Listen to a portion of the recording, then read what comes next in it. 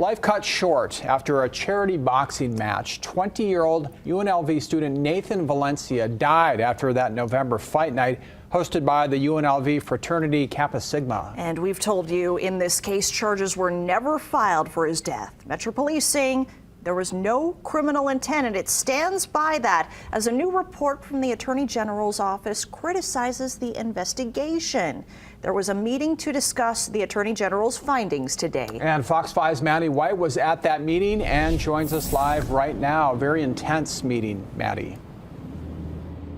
Very intense, heated, I would definitely say, and that's because the Attorney General's report last night suggested that Metro had a missed opportunity in discovering if drugs were used in the circumstances surrounding Valencia's death or if the boxing gloves had been tampered with, among other things. And the Nevada State Athletic Commission chairman raised his voice at Metro and the DA and hurling insults at them.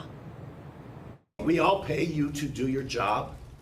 We all pay you to do your job. Stephen Klubeck is livid with Metro after the AG report came out indicating laws were broken, the circumstances surrounding Valencia's death. There's people within the Nevada State Athletic Commission that said, hey, we think that the person, Valencia, the decedent, lost too much weight before the fight, and that might have contributed to his death. We think that the sparring beforehand might have contributed to his death.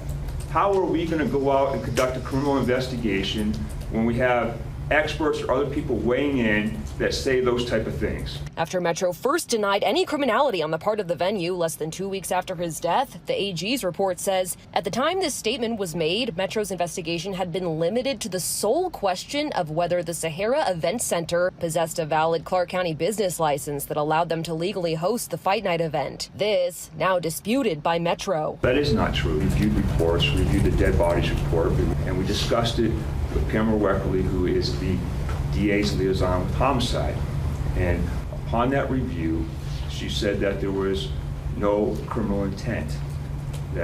And we asked about negligence or other charges. Can I stop you for a second? I have pertinent information, sir, from the DA, from Steve Wolfson, the DA, sir. And so I have pertinent information, sir. Metro did not ask the right questions.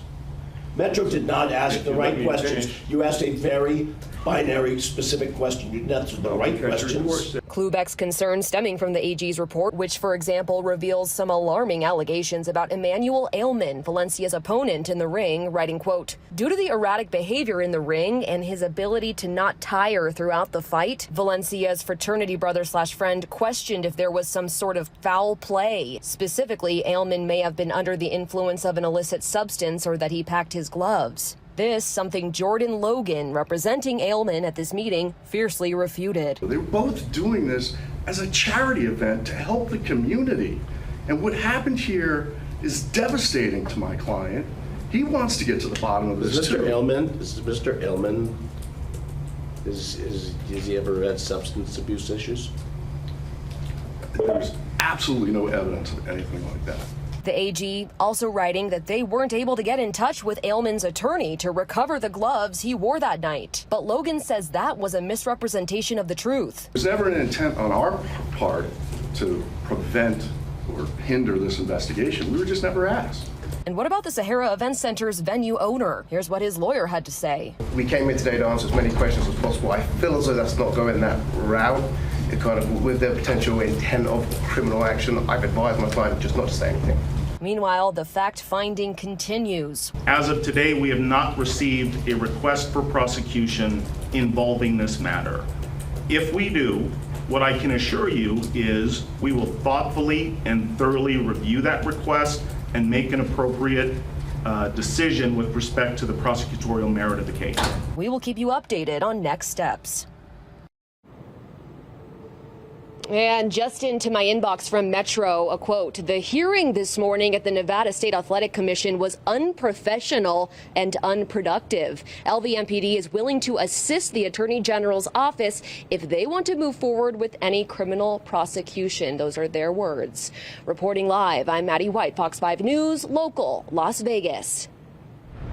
And Metro sent us this statement saying the department disputes the findings from the AG's report. They say they communicated in a timely manner with UNLV Police, the DA's office, and the AG's office, and that it was determined there was no criminal intent.